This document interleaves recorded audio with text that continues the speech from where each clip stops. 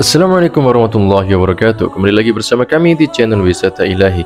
Hari ini kita akan membahas kisah bagaimana Rasulullah SAW berdakwah ke Taif. Pada tahun ke-10 kenabian, bulan Syawal, Rasulullah SAW didampingi oleh Zaid bin Haritha berangkat menuju Taif. Setiap kali beliau melewati pintu perkampungan, beliau sampaikan dakwah Islam kepada mereka, namun tidak ada satupun yang menerimanya. Setibanya di Taif, Rasulullah SAW menemui tokoh-tokoh Taif untuk menyampaikan dakwah Islam kepada mereka. Namun mereka menolaknya mentah-mentah. Rasulullah SAW menetap di Taif selama 10 hari. Namun setiap kali dia mendatangi tokoh-tokoh di kota tersebut, mereka justru mengusirnya. Bahkan lebih dari itu, mereka memprovokasi masyarakat awam untuk menyerang Rasulullah SAW dan mencaci makinya. Bahkan mereka mengejar-ngejar dan memukuli Rasulullah hingga kaki beliau berdarah-darah. Sementara itu, Zaid bin Haritha berusaha melindunginya dengan dirinya sendiri hingga dia sendiri terluka di kepalanya. Mereka baru berhenti mengejarnya setelah keduanya berlindung di kebun milik Utbah dan Syaibah anak Rabi'ah sekitar 3 mil dari kota Taif. Rasulullah SAW mendekati pohon anggur dan duduk di bawah naungannya. Di sana beliau mengadukan segala kegundahan dan kesedihannya yang dialaminya. Melihat keadaan Rasulullah SAW dan Zaid, timbul rasa kasihan pada diri kedua anak Rabi'ah. Lalu mereka panggil budaknya bernama Adas yang beragama Nasrani untuk memetikkan setangkai anggur, lalu memberikannya kepada Rasulullah. Rasulullah pun menerimanya lalu membaca bismillah sebelum memakannya. Mendengar bacaan basmalah, Adas berkomentar, itu adalah ucapan yang bukan berasal dari penduduk negeri ini. Dari negeri mana kamu dan apa agamamu? Tanya Rasulullah SAW kepada Adas. Saya dari negeri Ninu. Itu adalah kampung seorang laki-laki yang soleh, Yunus bin Matta, kata Rasulullah. Dari mana kamu tahu tentang Yunus bin Matta? Tanya Adas keheranan. Dia adalah saudaraku. Dia dahulu seorang nabi dan aku pun seorang nabi, jawab Rasulullah. Langsung saja Adas mencium kepala Rasulullah, juga kedua tangannya dan kakinya. Adas segera mendatangi kedua tuannya dan tergopoh-gopoh. Ada apa? Tuannya berkeheranan. Ya tuanku, tidak ada di atas muka bumi ini orang yang lebih baik dari dia. Dia telah menyampaikan kepada saya perkara yang hanya diketahui oleh seorang nabi, kata Adas. Celaka engkau ya Adas, jangan kau tinggalkan agamamu. Agamamu lebih baik dari agama orang itu, bentak tuannya. Dengan kesedihan yang mendalam, Rasulullah kembali menuju Makkah. Di tengah perjalanan, Allah Ta'ala mengutus malaikat Jibril bersama malaikat gunung yang siap menunggu perintah Rasulullah untuk membalikkan kedua gunung di Makkah agar ditimpakan kepada penduduk Makkah. Namun Rasulullah SAW hanya menjawab, justru saya berharap Allah mengeluarkan dari tulang rusuk mereka keturunan yang menyembah Allah Azza wa Jalla semata dan tidak menyekutukannya. Akhirnya Rasulullah kembali ke Makkah dengan mendapatkan perlindungan dari Al-Mut'im bin Adl. Demikianlah ketabahan Rasulullah SAW dalam berdakwah. Perlakuan buruk dan kasar tidak menjadikannya dendam dan mengharapkan kehancuran bagi umatnya.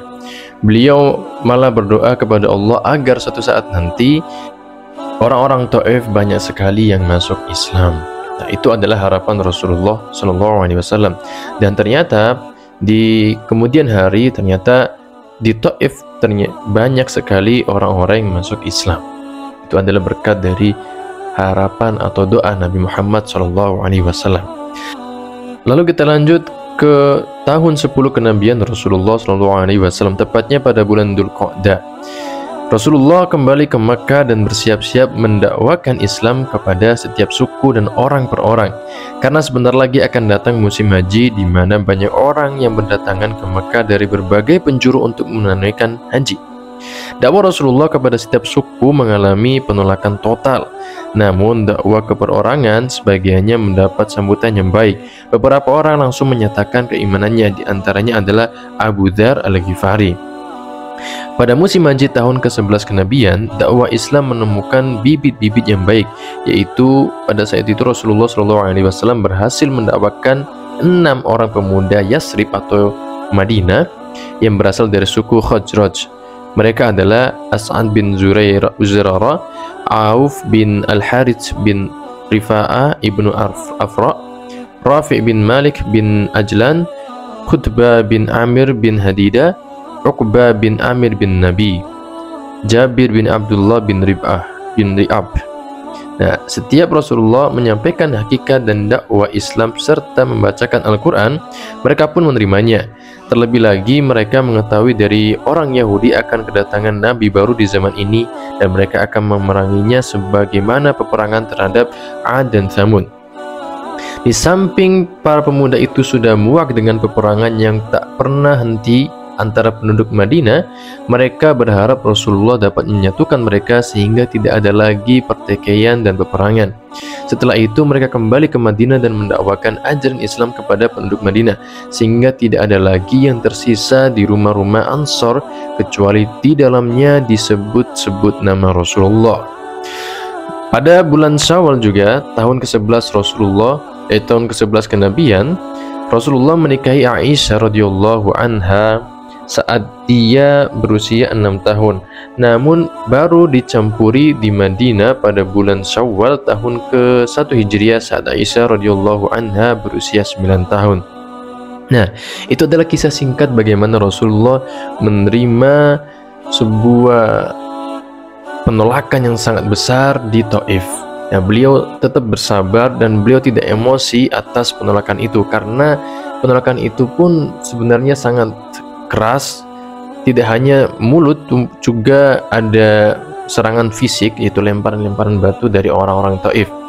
Nah, akan tetapi beliau masih sabar, dan bahkan para malaikat ingin menawarkan gunung agar ditimpakan kepada mereka. Ternyata beliau menolak. Bahkan beliau mendoakan agar orang-orang Taif nantinya di masa depan akan muncul orang-orang Islam darinya. Ya, itu adalah kisah singkat mengenai dakwah di Taif. Semoga kita bisa mengambil pelajaran dan hikmah dari perjalanan Rasulullah di sana. Sekian dari kami. Wassalamualaikum warahmatullahi wabarakatuh.